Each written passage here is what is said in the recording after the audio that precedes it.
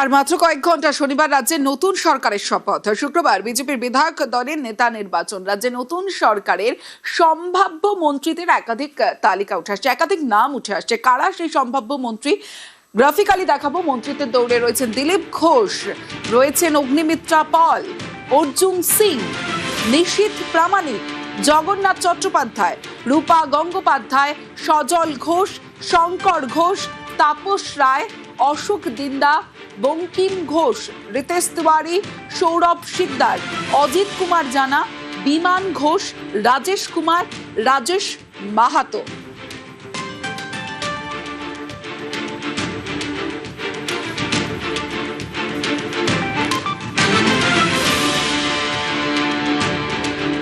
মন্ত্রিত্বের দৌড়ে একাধিক নাম, যেমন জগন্নাথ চট্টোপাধ্যায়, রূপা গঙ্গোপাধ্যায় মন্ত্রিত্বের দৌড়ে রয়েছেন সজল ঘোষ, বরানগরের বিজেপির জয়ী প্রার্থী। মন্ত্রিত্বের দৌড়ে রয়েছেন তাপস রায়। মন্ত্রিত্বের দৌড়ে রয়েছেন অশোক দিন্দা, রয়েছেন বঙ্কিম ঘোষ,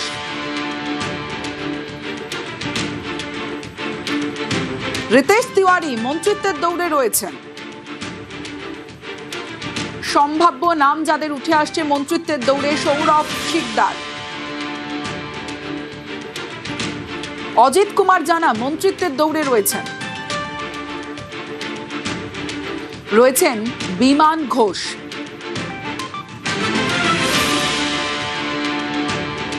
রাজেশ কুমারও রয়েছেন মন্ত্রিত্বের দৌড়ে, রাজেশ মাহাতো মন্ত্রিত্বের দৌড়ে। আমি চিরকালই সংগঠনে শৃঙ্খলা বজায় রাখা ছেলে, কি হবে না হবে এই নিয়ে বলবার জায়গায় আমি নেই, কারণ এটা ঠিক করবার দায়ও নেই আমার। পার্টি যখন যা দায়িত্ব দেবে আমাদের পালন করতে হবে, আমরা সেইভাবেই কাজটা করি। জমি অধিগ্রহণ বিরোধী আন্দোলন থেকে 26-এর ভোট যুদ্ধ। নন্দীগ্রাম মানেই শুভেন্দু অধিকারী। বিরোধী দলনেতা থেকে তিনি কি এবার মুখ্যমন্ত্রীর চেয়ারে? ঘরের ছেলেকেই মুখ্যমন্ত্রী দেখতে চান নন্দীগ্রাম। কাটলো মেঘের কালো ছায়া, রোদ এলো ঝলমলে, ভয়ের চুচু পালিয়ে গেছে বংশের রসাতলে। শিক্ষা আইন এবার পাবে ঊর্ধ্বগামী সিঁড়ি, বেকারত্ব থাকবে না আর বুঝবে দাদাগিরি।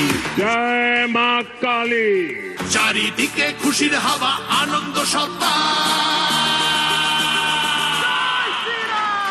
পাল্টেছে এইবার এলো বিজেপি সরকার, পাল্টেছে এইবার এলো বিজেপি সরকার। পশ্চিমবঙ্গে প্রথমবার বিজেপির সরকার। পাল্টেছে এইবার এলো বিজেপি সরকার। শনিবার ব্রিগেডের শপথ। সবার মনে এখন প্রশ্ন, মুখ্যমন্ত্রী কে হবেন?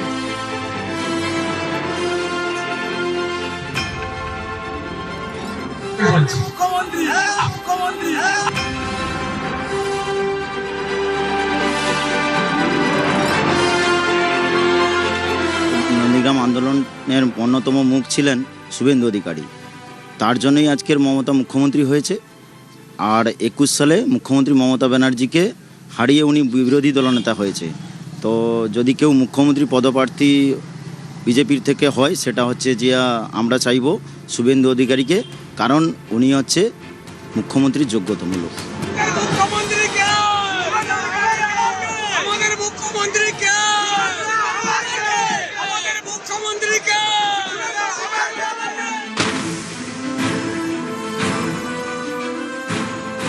নন্দীগ্রাম 2011 সালে পরিবর্তনের অন্যতম আঁতুড়ঘর। জমি আন্দোলনের মধ্যে দিয়েই নন্দীগ্রাম হয়ে ওঠে নন্দীগ্রাম।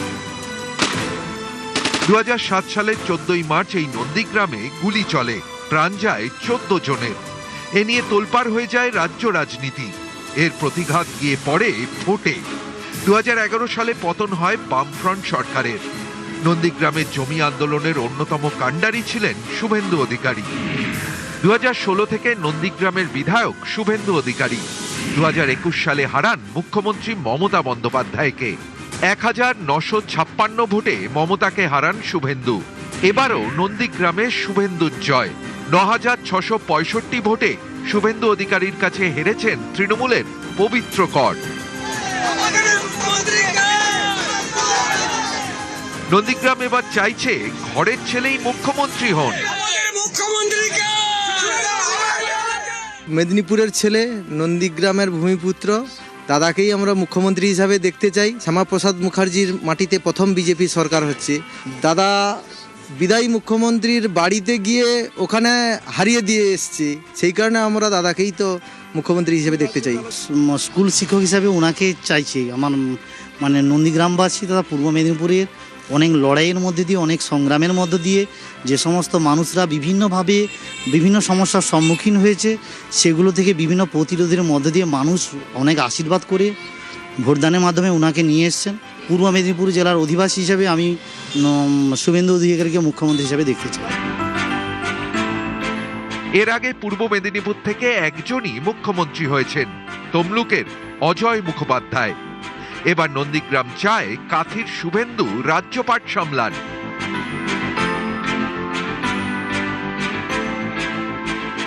আমার পার্টির কেন্দ্রীয় নেতারা যেটা ঠিক করবেন সেটাই হবে।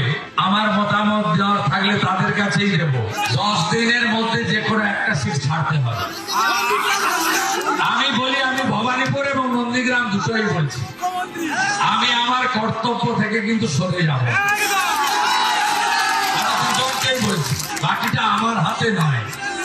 আমার কেন্দ্রীয় নেতারা যে সিদ্ধান্ত নেবে, আমি খুব ডিসিপ্লিন ছোটবেলা থেকে, সবটা একা সিদ্ধান্ত নেওয়া যায় না।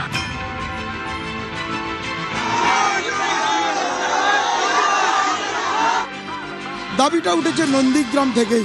সেই নন্দীগ্রাম যেখানে শুভেন্দুর সঙ্গে সম্পর্ক জমি অধিগ্রহণ বিরোধী আন্দোলন থেকেই, সেই নন্দীগ্রামে আজ উঠল যে মুখ্যমন্ত্রী রাজ্যের যিনি হবেন সেই পদে শুভেন্দু অধিকারীকেই দেখতে চান তারা।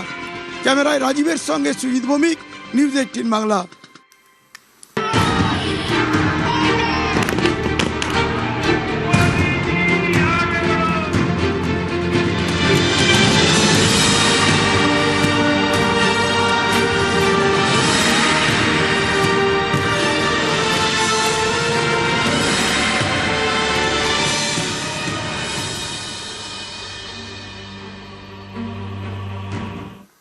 ব্রিগেডে মহা শপথ, কাল নজিরবিহীন শপথ।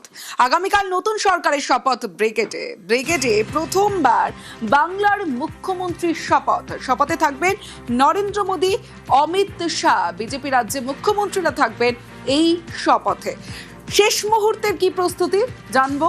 আমার সঙ্গে সান্নিক রয়েছে, সরাসরি সান্নিকের কাছে যাব। সান্নিক,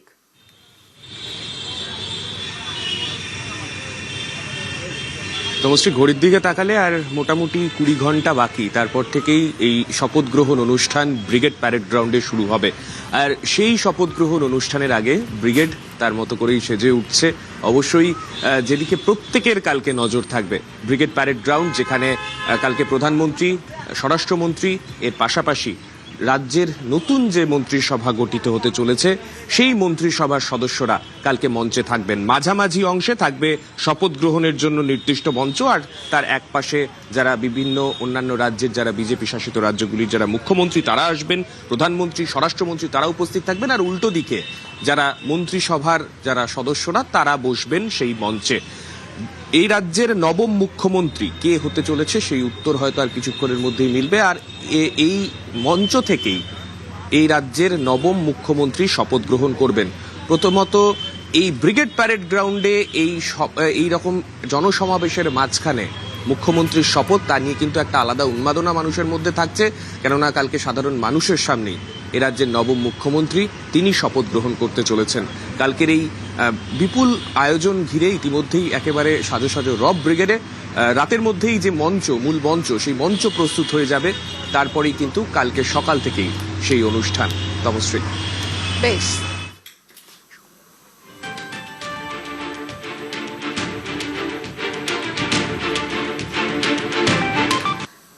শপথে বাঙালিয়ানা এবং শপথের পর সই করার জন্য থাকছে রাইটিং ডেস্ক এবং শপথ বাক্য, মুখ্যমন্ত্রীকে শপথ বাক্য পাঠ করাবেন রাজ্যপাল। বাদিকের অংশে প্রধানমন্ত্রী ও স্বরাষ্ট্রমন্ত্রীর মঞ্চ।